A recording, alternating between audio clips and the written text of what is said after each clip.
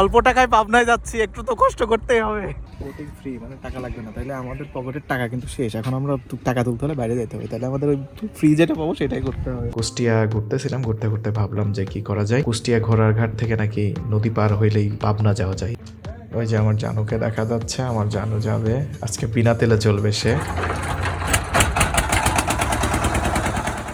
আচ্ছা, নৌকা যেহেতু স্টার্ট হয়ে গেছে, ও গাড়ির কাছে এসে দাঁড়াইতে হবে, না হলে গাড়ি একটু নাড়াচাড়া করবে আর কি, গাড়ির উপর একটু বসতে হবে। ওই নৌকাটা ওই পাশ থেকে আসতেছে আর আমরা এদিক থেকে যাচ্ছি, এখানে আরো বাইক আছে।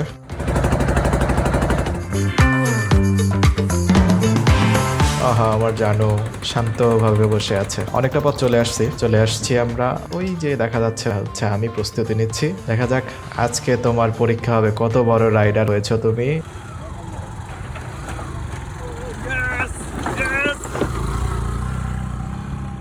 ইয়েস, পেরে গেছি। এইবার শুরু হলো আমার পরীক্ষা।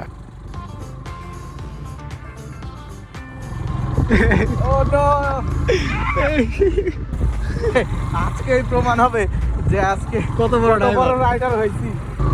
আমারে ফিরাই চলে আইছি, আমার হাত ব্যথা হয়ে গেল। অল্প টাকায় পাবনায় যাচ্ছি, একটু তো কষ্ট করতেই হবে। ও মাই গুডনেস। আহা,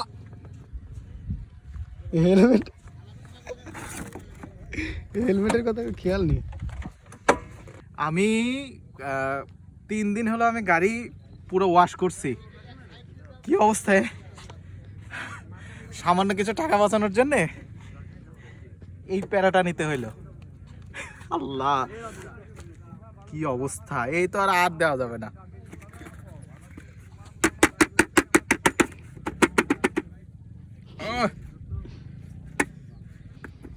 এটা এখন বাসায় যে পুরো ওয়াশ করতে হবে, তারপরে এটার কিছু না কিছু। এটা যদি আগে আমার তো জানাই ছিল না যে এরকম অবস্থা হবে। আমার হাঁপানি দেখে বুঝতে পারছেন মানে কোন লেভেলের প্রেশার আমি, মানে আমার নিজের উপরেও প্রেশার গেছে, আমার গাড়ির সাথেও প্রেশার উঠছে। হায় রে আমার জানো, আমার কত কষ্ট করছে আসার জন্য।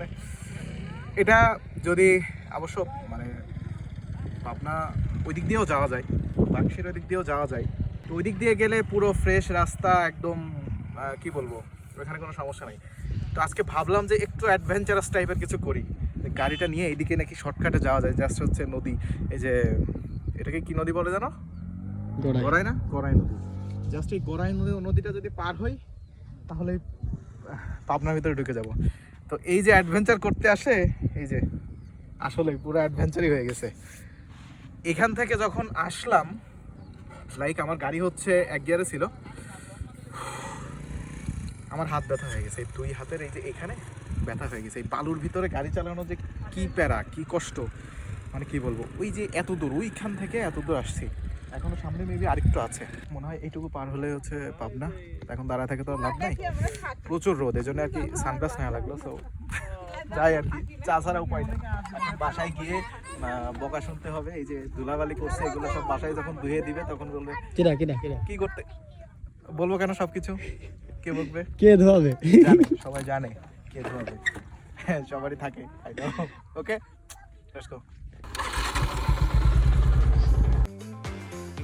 এখনো কত কিলো যাইতে হবে আল্লাহ জানে।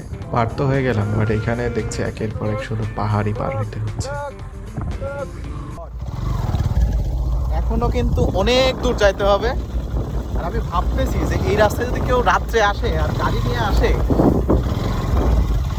গাড়ি নিয়ে আমার মনে হয় না কেউ আসবে। কারণ যদি এখানে মরার শখ থাকে, সে গাড়ি নিয়ে আসবে। আর যাবো পাবনা,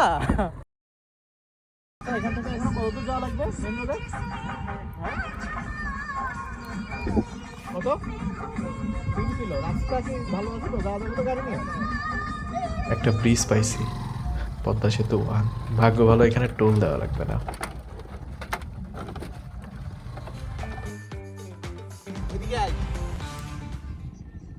কথা, কত কষ্ট করে গোসল করে তেল মাখায় নিয়ে আসছে, কিন্তু এই অবস্থা হয়ে গেছে। আর আসবো না এই রাস্তা দিয়ে, আর আসবো না। ও আর এই যে জুতাটা একটু দেখাই।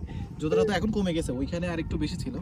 এতক্ষণ পর এত পথ আসার পরে একটা জিনিস এখানে ভালো লাগলো, সেটা হচ্ছে এই যে চারপাশে পুরো যে ফাঁকা পরিবেশ। হ্যাঁ, এই জিনিসটা একটু ভালো লাগছে। আমার আসলে এই টাইপের পরিবেশগুলো খুব ভালো লাগে। তো এই জন্য ভাবলাম যে এখনও 3 কিলো যাইতে হবে ওইদিকে, একটু ভাবলাম একটু দাঁড়াই। রোদটাও ভালো লাগছে, শীতকাল তো, শীতকালে রোদ একটু ভালোই লাগে। এখানে যে ছোট ছোট কিছু নদী আছে, এখানে পদ্মা, মেঘনা, যমুনা, হ্যাঁ ছোট ছোট নদী। ধোয়া যাবে। তুমি কষ্ট পেও না জানো, তোমাকে আবার বাসায় নিয়ে যায়, আবার গোসল করায়, আবার তেল মাখায় দেবো, ঠিক আছে? তেল মাখায় আবার তোমাকে এভাবে রোদে বসায় দেবো, ঠিক আছে? রাগ করে না জানো।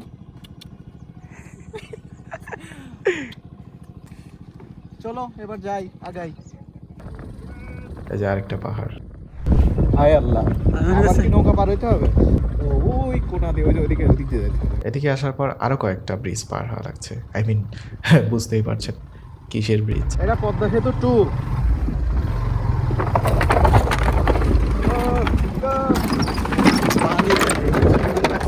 হয়তো কোনো এক সময় এখানে পানি ছিল, এখন নাই। এখন এটা হাঁটা চলার রাস্তা হিসাবে ইউজ হচ্ছে। ওই যে সামনে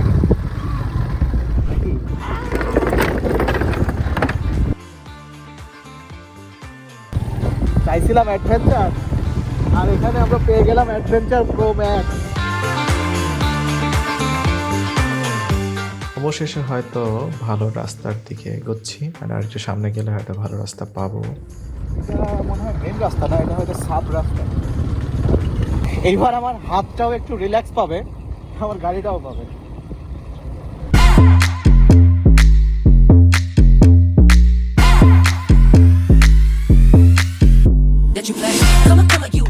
অবশেষে পাবনা শহরে আসছি। ওই যে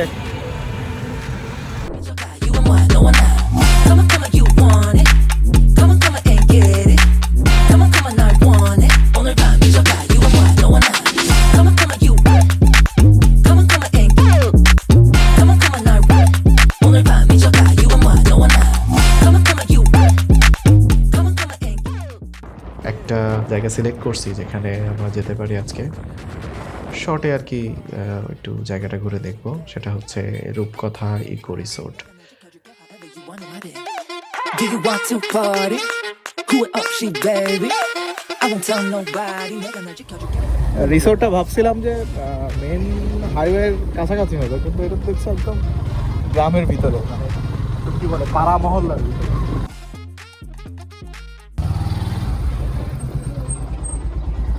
গাড়ি নিয়ে যাওয়া যাবে হাতের বামে।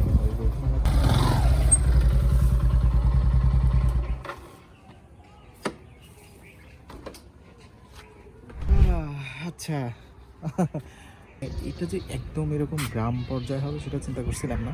মনে হচ্ছে একটা পাড়া মহল্লার ভিতরে আর কি তৈরি করা। বোটিং ফ্রি, এটা কোন জায়গায়? বোটিং ফ্রি মানে টাকা লাগবে না, তাহলে আমাদের পকেটের টাকা কিন্তু শেষ। এখন আমরা টাকা তুলতে হলে বাইরে যেতে হবে, তাহলে আমাদের ওই ফ্রি যেটা পাবো সেটাই করতে হবে। এখানে মনে হয় ইয়ে হয়। হ্যাঁ, পাবনা হচ্ছে রাষ্ট্রপতির শহর। তো ওই যে আমার ফ্রেন্ড ও বলতেছে যে এখানে আমরা এসে একটা চেয়ার পাইছি, যে এটা হচ্ছে সেই রাষ্ট্রপতির চেয়ার, কারণ এটা একটু নিচের দিকে ইয়ে করা। হ্যাঁ, নিচের দিকে ইয়ে করা, তো বসলে একদম পুরা নিচে এইভাবে দেবে যাওয়া লাগছে। তো এই জন্য বলতেছে এটা হচ্ছে রাষ্ট্রপতির চেয়ার। এই মাঠটা বেশ ভালোই লাগতেছে। ওইটা কি ওই কর্নারে? আচ্ছা, লাভ। ফাঁকা পরিবেশ ভালোই লাগে। এখন এই যে মানে রোদটা সহ্য করা যাচ্ছে কি জন্য, কারণ শীতের সময় রোদটা আরও ভালো লাগতেছে। তো ও একটু ছবি তোলার জন্য রেডি, ওর ছবি তুলে দিই নাকি? রাষ্ট্রপতি চেয়ারে আমিও একটু বসে দেখি কি অবস্থা, ফিলটা কেমন আসে। Oh no no no no no, ওই যে কি বলে, রবীন্দ্রনাথের সময়ে এক ধরনের শুয়ে থাকার চেয়ার পাওয়া যেত, ওই টাইপের একটা ফিল আসতেছে।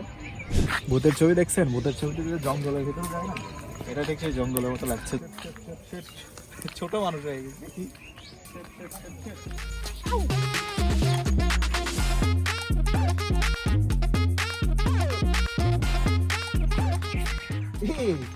এতক্ষণ এই জন্য আমি দেখতে পাচ্ছিলাম না, চশমা থেকে সব কালো কালো লাগতেছিল।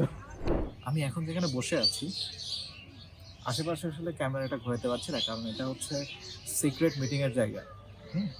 আই মিন সিক্রেট মিটিং বলতে আই থিঙ্ক আপনারা বুঝতে পেরেছেন যে মিটিংয়ে সদস্য শুধু 2টা হয়।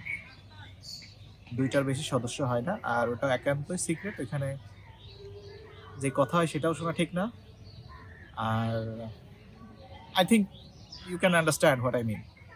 সো ক্যামেরা ঘোরাতে পারছি না, জাস্ট এখানে বসে আমি একটু এক্সপ্লেন করলাম যে এরকম এরকম কিছু কিছু বসার জায়গা আছে আমার পাশে আরও কয়টা। তো ওইখানে আর কি অনেক গুরুত্বপূর্ণ মিটিং চলতেছে। সো আমি একা এনজয় করি, আপনাদের ওটা দেখাই না। আপনাদের দেখাইতে গেলে তখন আমার পিঠে মার আটবে না, ঠিক আছে? আরেকটা জিনিস আমি একটু দেখাবো, মুদ্রা রিপিট ওপিট। এদিকে কত সুন্দর একটা পরিবেশ, তাই না? একটু ক্যামেরাটা তুমি একটু ওইদিকে ঘোরাও। কি বুঝলেন তাহলে? হ্যাঁ, আসলে এটা মেবি ইনবিল্ড অবস্থায় আছে, আরও কাজ চলবে। এদিকে হয়তো ওরা আরও বাড়াবে, যেহেতু মাঠ মতো, তো এই জন্য হয়তো এদিকে আস্তে আস্তে করতে থাকছে, আর ওইদিকে হয়তো আরও এক্সটেন্ড করবে। এই জন্যে ওইদিকে এখন ওইভাবে ইয়ে করে নাই।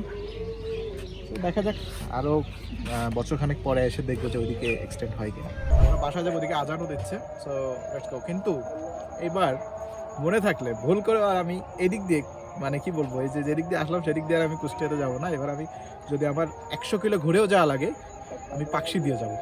আমার গাড়ির অবস্থাও শেষ, আমার এনার্জিও শেষ।